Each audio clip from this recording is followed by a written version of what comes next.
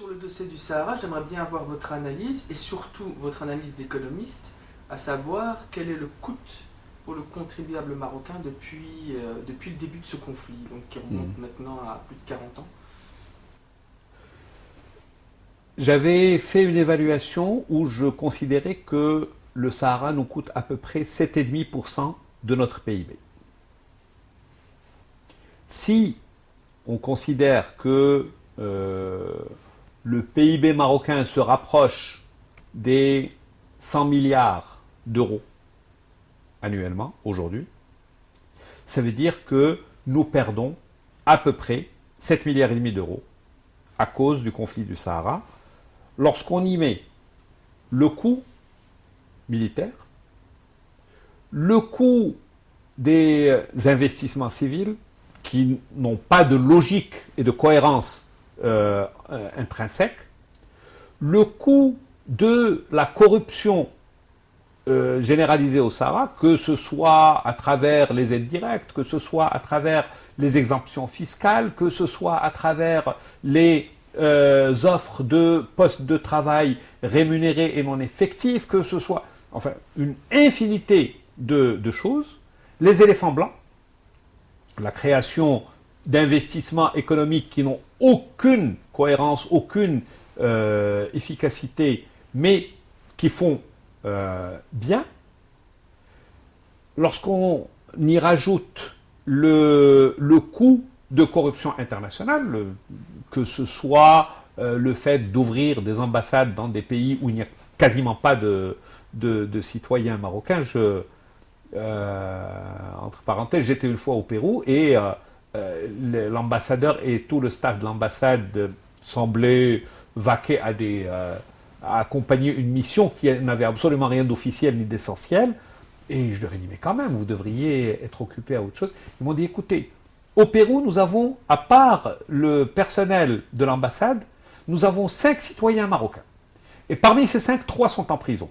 Donc, quand un Marocain arrive au Pérou, c'est déjà une très belle occupation pour nous parce que ça nous permet de vaquer à notre occupation principale qui est de montrer notre amitié à ces pays pour qu'ils votent à notre profit sur l'affaire du Sahara. Alors, je rajoute évidemment ce que je citais tout à l'heure, acheter le TGV chez les Français, c'était parce que la France menaçait de ne plus utiliser la menace de droit de veto au sein du Conseil de sécurité si jamais une résolution inamicale à l'égard des positions marocaines venait à se faire valoir au sein du Conseil de sécurité.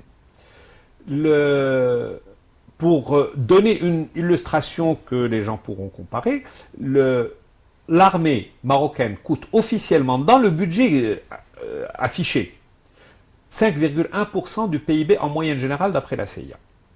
Alors que la moyenne mondiale est de 1,9. Donc rien qu'à venir à une situation banalisée du Maroc en matière militaire, permettrait de gagner chaque année 3,2 points de PIB. Imaginez 3,2 points de croissance rajoutés à votre économie. C'est phénoménal. Et multipliez ça par 40 ans. Donc, nous ne parlons pas de peanuts, nous parlons de quelque chose d'absolument colossal.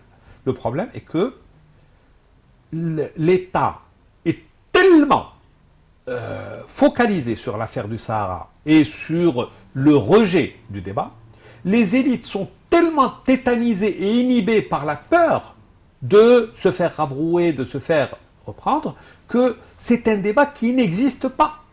Personne n'ose simplement aller faire une recherche académique, faire des comparaisons internationales et s'ouvrir au débat sur est-ce qu'on peut continuer indéfiniment dans ce conflit qui est effectivement de basse intensité, qui n'est pas un conflit ouvert avec des risques de conflagration régionale majeurs.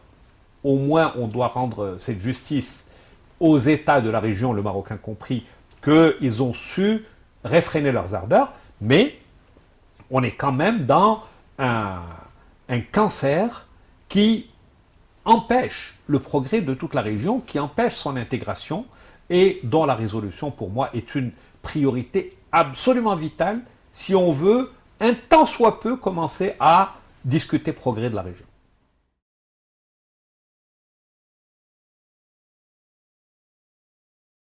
crois que l'origine est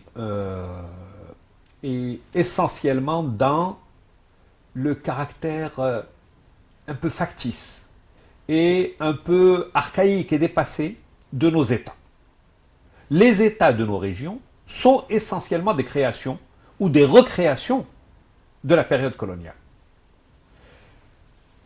Donc, prétendre qu'il existe une entité historique, etc., c'est plus du discours qu'autre chose. Si, quand on fait une analyse sérieuse de l'histoire de l'État marocain, on voit que ça n'a jamais été un État avec des frontières scellées, avec une stabilité dans l'histoire longue, avec une composition stable, etc. C'était des seigneurs de guerre qui se marchaient sur les plates-bandes des uns des autres et on avait une récurrence des sécessions, des indépendances, des micro-États, des États qui changeaient, des dynasties qui se faisaient la guerre et ainsi de suite. Donc aujourd'hui, quand les gens sont en train de dire est-ce que tel parti fait partie réellement du Maroc ou de l'Algérie, est-ce que le Sahara est une entité indépendante ou pas? Très sincèrement, je trouve que c'est un discours absolument suranné. Il est caduc parce que ce qui donnait de la légitimité au nationalisme, c'était le fait qu'il y avait une oppression étrangère, raciale, raciste. Et face à cette oppression, il était naturel de faire appel aux sentiments nationalistes pour motiver, pour mobiliser la lutte. Mais aujourd'hui, ces États-nations, un, sont factices, et deux, sont invivables. Je suis d'accord avec énormément de Marocains qui disent, de toutes les manières, un micro-État au Sahara n'aurait pas grand sens. J'y rajoute simplement que même le Maroc est un micro-État. Même le Maroc n'est pas viable dans ses frontières actuelles. Et j'ai adoré l'initiative de Moncef Marzouki, le président tunisien, le 26 juin 2012, quand il avait énoncé ce qu'il appelait les 5 libertés pour les Maghrébins, dans l'optique de l'unification, il disait « La Tunisie est trop petite pour les Tunisiens. On ne peut pas continuer de vivre dans un espace aussi rudimentaire. Il n'est pas viable. Simplement, aujourd'hui, c'est complètement vrai pour le Sahara, c'est complètement vrai pour la Tunisie, c'est complètement vrai pour le Maroc, c'est caché par la manne pétrolière en Algérie, mais même l'Algérie n'a pas, à mon sens, la capacité de perdurer dans le long terme face à la montée de la compétition internationale et face à l'affaiblissement des réserves de ressources naturelles dans ce pays.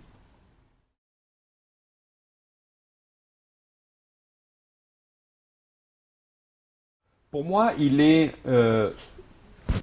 n'y a pas une question essentialiste de nature. Il y a d'abord des droits.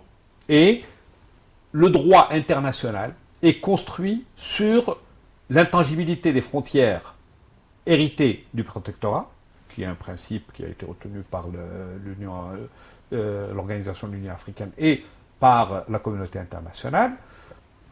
Elle part de l'intangibilité du principe d'autodétermination pour les peuples sous occupation coloniale. Et donc, le Maroc, après des années de tergiversation, a accepté le principe d'autodétermination. Et aujourd'hui, aucune solution ne peut raisonnablement valoir sans l'aval des Sahraouis. En même temps, je crois que le Maroc n'est pas mûr pour, comme on l'a vu avec le Danemark, où une partie des populations autochtones a dit « nous voulons l'indépendance », ils leur ont dit banco, et ainsi de suite. Et on est encore dans une logique patrimonialiste primaire. Et on est dans une logique identitaire et de tout ou rien. Donc, je vois mal comment on pourrait avoir une solution dépassionnée qui passerait simplement par l'autodétermination. Le Maroc est en train de mettre des bâtons dans les roues de ce processus de toutes les manières possibles et imaginables. Et donc pour moi, la solution politique demeure essentielle qui puisse fondamentalement permettre au Maroc de ne pas perdre la face et permettre aux Sahraouis de se dire oui, nous avons ce que nous voulons et ouvrir la porte vers le futur. Et je crois que Hassan II avait le courage d'aller de l'avant le jour où, par exemple, il a fait une déclaration dans laquelle il a dit « Moi, sur l'affaire du Sahara, je demande qu'on me laisse deux choses, le timbre et le drapeau. Et tout le reste est négociable. » Et donc, une solution dans laquelle il n'y aurait qu'un lien de type symbolique avec le Maroc serait, à mon avis, quelque chose qui pourrait être une solution. Donc, il est clair que lorsque le Maroc a proposé ce qu'il a appelé une autonomie élargie, c'était un pas significatif, mais en même temps un pas qui s'est avéré insuffisant. Et donc, et il a été insuffisant en particulier parce que les Sahraouis disent nous sommes face à un État absolutiste qui ne se sent pas tenu de respecter les engagements moraux et matériels qu'il a pris, qui ne respecte pas la parole donnée, etc. Et donc, nous ne pouvons pas accepter de relever de l'absolutisme monarchique qui pourrait demain remettre en cause toutes les libertés, tous les droits qu'il aurait octroyés aux Sahraouis. Donc, nous maintenons notre exigence d'indépendance. Maintenant, on peut toujours trouver des formules d'indépendance, interdépendance, et à mon avis, l'idéal serait qu'on arrive à une formule maghrébine, nord-africaine ou quelque chose dans le genre, qui puisse décomplexer cette situation et en même temps ouvrir la porte à une intégration économique régionale qui est absolument vitale pour nos populations dans le moyen et le long terme. Et par rapport à la recrudescence de la répression du régime marocain dans cette région, qu'est-ce que vous pouvez nous dire ? Je dirais que je ne pense pas qu'il y a recrudescence.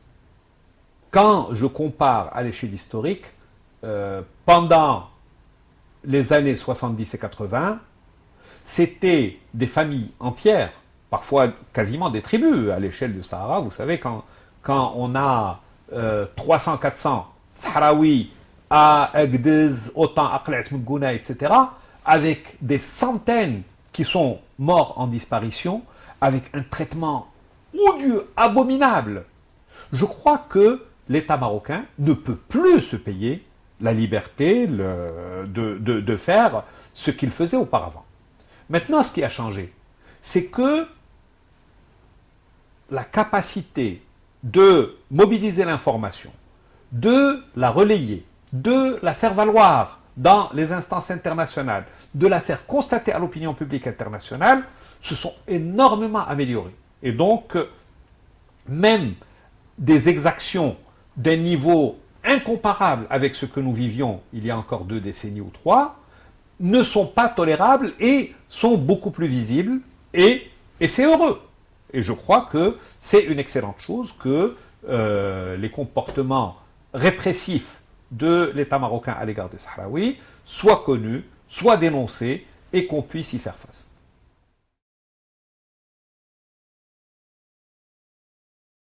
Je crois que ce que nous appelons le mouvement du 20 février, c'est une expression du mouvement de démocratisation au Maroc. Et je préfère inscrire le mouvement du 20 février dans le temps long, en considérant qu'il a apporté des choses absolument essentielles au pays. Il a apporté la confiance. La confiance que nous avons de nouvelles générations qui ne sont pas aussi déconnectées, aussi désintéressées de la chose publique, aussi opportunistes, aussi veulent et corporatiste qu'on voulait bien le faire croire. Il a montré que la rue était capable de s'exprimer, de faire valoir ses considérations, ses intérêts, ses volontés, et d'imposer leur prise en compte. Pas nécessairement la satisfaction intégrale et immédiate de toutes ces attentes. Elle a montré la capacité à trouver un creuset commun et une expression commune à des attentes de secteurs différents et voire divergents de la société. Puisque dans ce mouvement, nous avons trouvé les laïcs avec les islamistes, les panarabistes avec les amaziristes, les socialistes avec les libéraux, et ainsi de suite. Et tous étaient capables de forger, de fait, une plateforme commune de revendication minimale pour laquelle tout le monde se mobilisait. Ce mouvement a montré aussi que a donné de la visibilité aux transformations qui s'étaient faites dans le cœur de la société, dans ses structures, en particulier cette émergence du citoyen urbain, éduqué, femme et homme, et en demande forte de citoyenneté. Alors, ce mouvement, comme tout mouvement qui n'est pas organisé, qui n'a pas une identité idéologique fortement définie et relativement univoque, qui n'a pas de plateforme programmatique de moyen et long terme déterminée, qui n'a pas de structure organisationnelle suffisamment rodée et suffisamment pérenne, c'est un mouvement qui est appelé à connaître des hauts et des bas, qui donc a eu des expressions absolument merveilleuses et a donné lieu à des mobilisations extrêmement intenses, mais ce n'est pas un mouvement qui peut se continuer indéfiniment à un rythme qui va crescendo. Donc, pour moi, il était naturel qu'ils connaissent une montée très significative, en particulier pendant l'année 2011, et qu'ils subissent les contre-coups de l'ensemble des démarches de bonne loi. À la limite, la répression était prévisible, la corruption était prévisible, la zizanie, semer la zizanie était prévisible, les jeux avec les corporations, avec les diverses catégories pour essayer de les satisfaire de manière individuelle, plutôt que de traiter le fond de leur problématique ensemble, est tout à fait compréhensible. Et donc, c'est un mouvement qui a connu un reflux certain depuis un bon moment déjà, mais pour moi, il continue d'être la preuve que la société marocaine est une société qui est en train d'avancer et qui ne peut pas abandonner son exigence d'équité dans la répartition de la fortune, d'efficacité dans la création d'emplois et de richesses, et surtout de responsabilité et reddition des comptes et éligibilité et révocabilité des dirigeants.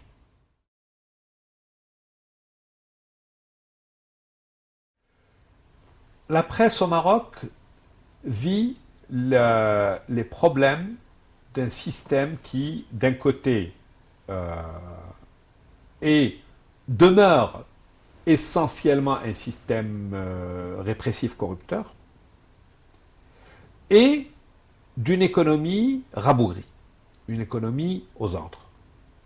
Et donc, la presse est entre le marteau de ne pas pouvoir dépasser un certain plafond dans la liberté de parole, dans la dénonciation, dans la recherche d'informations et leur divulgation, et la pression des risques de poursuites judiciaires et de boycott économiques qui ont été utilisés à outrance contre les organes de presse les plus percutants que nous avons eus et qui ont amené à la disparition du journal, à la disparition de Nishan, à la disparition d'un certain nombre d'autres organes, et qui aujourd'hui font que la plupart des journalistes qui ont réellement, qui sont jaloux de leur indépendance et de leur liberté de ton, sont en train de se réfugier essentiellement dans la presse électronique, et c'est une presse qui est efficiente, mais n'est pas au top de la popularité et de l'efficacité qu'on pourrait avoir. Alors, on continue malheureusement de parler essentiellement de médias type journaux, y compris journaux électroniques, et pas de radio-télévision qui sont complètement cadenassés par l'État marocain.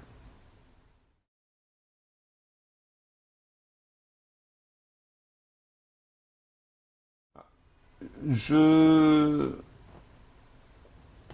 ne me risquerai pas à faire des prédictions spécifiques, mais je peux m'avancer sur des tendances.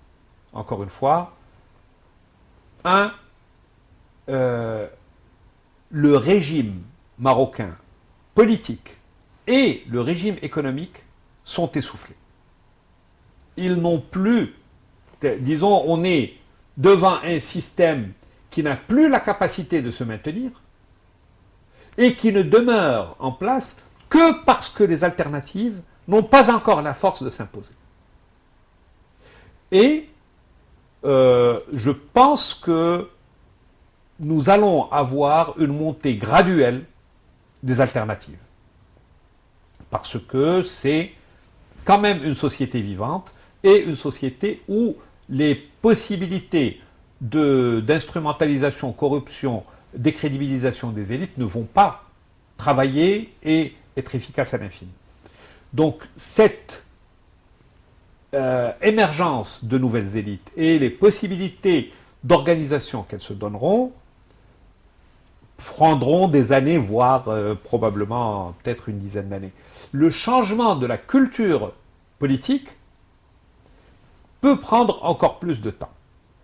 Le changement dans les institutions risquerait de se faire assez rapidement, parce que dans les 2 prochaines années, nous pouvons avoir une aggravation très sévère de la crise économique et sociale, et à ce moment-là, je crois et j'espère que la monarchie se rendra compte que si elle reste aux avant-postes, si elle continue d'être perçue comme le principal décideur de la scène publique, elle paiera un prix qui risque d'être exorbitant de cette image de responsabilité.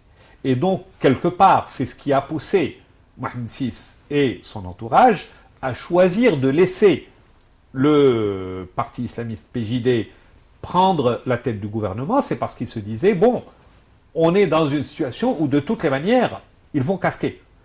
Maintenant, est-ce qu'ils vont les laisser assumer cette position? S'ils ne les laissent pas assumer la position, je ne vois pas le PJD dans son intégralité, peut-être quelques individualités pourraient accepter n'importe quoi.